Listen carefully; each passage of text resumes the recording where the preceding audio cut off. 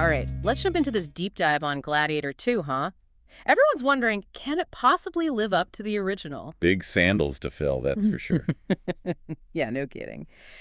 So we've got a bunch of critic reactions, the Hollywood Reporter, The Guardian, those sorts. But Variety did like a whole deep dive review, so. That's the one we're going to really dig into, see what they make of this whole sequel situation. Right, right. Okay, so to start, this isn't a Maximus story anymore, right? Nope. Jumps ahead years later, totally new guy. Lucius, played by Paul Mescal. You know him, right? I mean, the name rings a bell, but... Normal People, that show. Oh, right. Yeah, yeah. Okay, so trading Russell Crowe's intensity for, well, whatever Paul Mescal's got.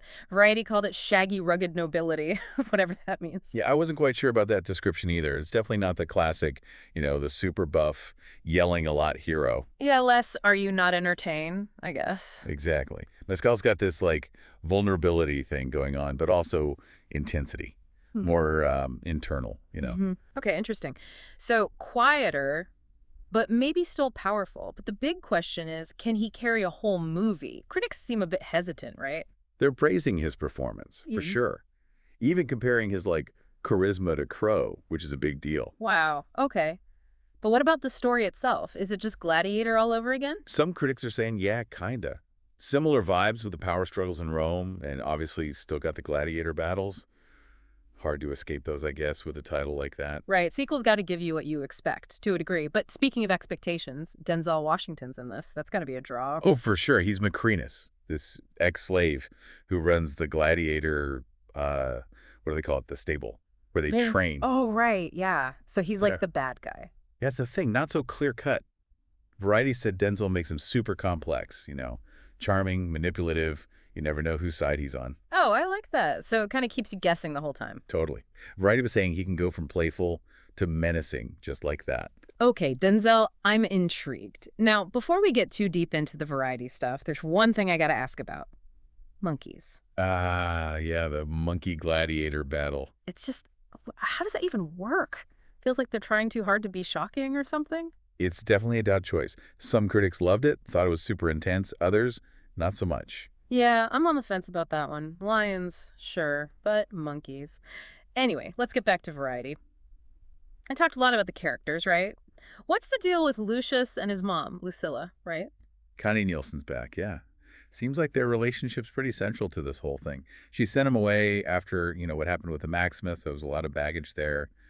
Unspoken grief, that kind of stuff. So the sequel is dealing with the fallout from the first film, not just for Rome itself, but the people who were close to, Exactly. And through that, the film's exploring ideas of family, loss, how legacies impact people, that sort of thing. Okay, getting deep here. All right, so there's this one scene Variety really focused on where Lucius finally puts on Maximus's armor. They called it sequel dutiful. Not sure if that's good or bad. It's tricky, right? Like, on one hand, you kind of want that connection, but do it wrong, and it's just pandering to the fans. Right. Got to feel earned. So does Lucius become Maximus 2.0, or is he his own thing? That's kind of what this whole originality question comes down to, I think. And that's exactly what we're going to dig into even further as we go on. How well does Gladiator II balance respecting the original while also forging its own path? All right, I'm hooked. Let's take a break, and then we'll come back and really dissect this whole sequel thing. Okay, back to the arena for more Gladiator II. Last we left off, we were talking about Lucius putting on Maximus's armor. Still not sure how I feel about that. Yeah, tough call. But get this, Variety pointed out how the music in that scene, it swells up almost exactly like the original score. Oh, wow, really? So they're hitting us with the nostalgia hammer, huh? Yeah, Ridley Scott's not being subtle about it. It's like he's directly connecting Lucius to Maximus, musically speaking. But does it work? Emotionally, I mean. Does it feel earned, or is it just like manipulating the audience? That's the big question with sequels, isn't it? How do you honor the original without just becoming a copycat? It's a tightrope walk. Totally. Give the fans what they want, but also do something new. Maybe that's what makes sequels so interesting to pick apart, Yeah, they force you to think about your expectations. What are you hoping for? What would make it a good sequel to you?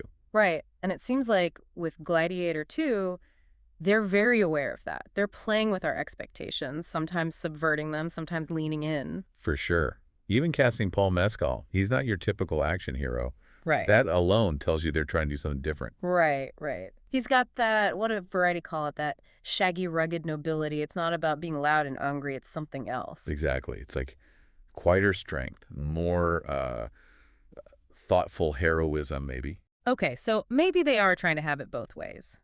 Give us the gladiator battles, the Roman stuff, but also make us think a bit more about grief, legacy, all that. And that's where Denzel Washington's character comes in, right? He embodies that whole moral gray area. You mentioned earlier he's got this Shakespearean quality. What did you mean by that? Well, there's this one scene he's giving a speech to the gladiators, and it's delivered with such power, such authority. But then you look in his eyes, and there's this flicker of doubt, almost. Like he's not sure he's doing the right thing. Whoa, okay. So he's not just a straight-up villain. He's got his own struggles going on. This movie is sounding less and less like a mindless action flick. Exactly. And Variety praised that. They said the film has a literary sensibility. It's trying to say something about power, morality, what it means to be a hero in a messed up world. Ambitious, huh? But are they pulling it off? Are those ideas coming through clearly? That's where critics are split. Some think it's woven in really well. Others say it's a bit heavy-handed, like the dialogue gets too preachy sometimes. So maybe a bit uneven. But I like that they're at least trying to go there, you know? Not just explosions and fight scenes. Speaking of which, we haven't talked much about the Roman politics in this. It's not just gladiators. There's a whole power struggle happening. Oh, right. The twin emperors, that power-hungry general. What's their deal? How does that tie into the story? It adds another layer to Lucius's journey. He's not just fighting to survive. He's caught in the middle of this political game.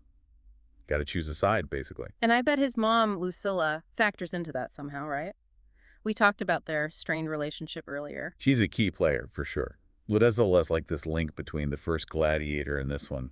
She's carrying all the weight of the past, the loss, the responsibility to protect Lucius. So she's more than just a grieving mom. She's got her own agenda, trying to maneuver through all this Roman craziness. Absolutely. And Variety highlighted Connie Nielsen's performance. Said she's fantastic. She shows both strength and vulnerability. You know, she's not just reacting, she's actively trying to shape events, protect her son, maybe even influence the future of Rome. Okay, this movie is packed. Gladiators, politics, complex characters, family drama. But how does it all come together in the end? Does it stick the landing? That's the million-dollar question, and that's what we're going to tackle next. We'll dive into the ending, see if Gladiator II can stand on its own 2 feet, or if it crumbles under the pressure. Back for the final round of our Gladiator II deep dive, huh? We've covered a lot of ground. Gladiators, monkeys, you name it. Now, the big question, the ending. Does it deliver? And remember, we're trying to figure out, is this a worthy sequel on its own? Mm. Or just riding the coattails of the original? Right, right. So, no spoilers, but give me the rundown. How's it all wrap up? Big emotional climax or kind of just meh? Variety called it operatic, which, knowing Ridley Scott, probably means visually spectacular. But they also hinted it might feel kind of predictable, especially if you've seen, enough of these hero stories. Okay, so maybe it's the familiar beats. But does it do it well? Is it emotionally satisfying or does it fall flat? That's where the critics disagree. Some said the ending really delivers, emotionally, ties back to the themes of legacy, sacrifice, all that. Others said it felt a bit too tidy, relied on tropes, Yeah, I can see that. So not a groundbreaking ending, but maybe still satisfying for some. It depends what you're looking for, I guess. If you want a totally unexpected twist, something that reinvents the genre, you might be disappointed. But if you're invested in Lucius's story, want to see him come into his own, it might work for you. That makes sense. Sounds like they're playing it safe, giving the audience what they expect from a sequel, but maybe not taking too many risks. And that brings us back to the core question, doesn't it? Is it enough for a sequel to just be entertaining, look good, make you feel things, even if it doesn't break new ground? Yeah, I'm still thinking about that. Part of me wants sequels to be daring, challenge expectations, really push the story forward. But then there's also that part that just wants to enjoy the ride, see familiar characters, get lost in the world, all that. And maybe that's the cool thing about art, right? It can be both. Familiar and surprising, comforting and thought-provoking. It's up to each person to decide what they value most. True enough. All right, so final verdict time. Thumbs up, thumbs down, or somewhere in between on Gladiator II. I think it's safe to say it's visually impressive, definitely entertaining, probably going to please fans of the original. As for whether it truly stands on its own, becomes something iconic, Hmm. That's for everyone else to decide. I like it. Fair and balanced, as always. So, to all listeners out there, we've armed you with all the info, the analysis, the different takes. Now it's your turn to see the film, form your own opinion. Go forth, watch it, and let us know what you think. That's the best part of any deep dive, right? Having the conversation continue, everyone bringing their own perspective. Couldn't have said it better myself. And on that note, we'll wrap up our Gladiator II and Essegate dive. Hope you enjoyed this journey through the world of swords, sandals, and let's not forget those monkeys. For more entertainment news, subscribe to The Hollywood Reposter.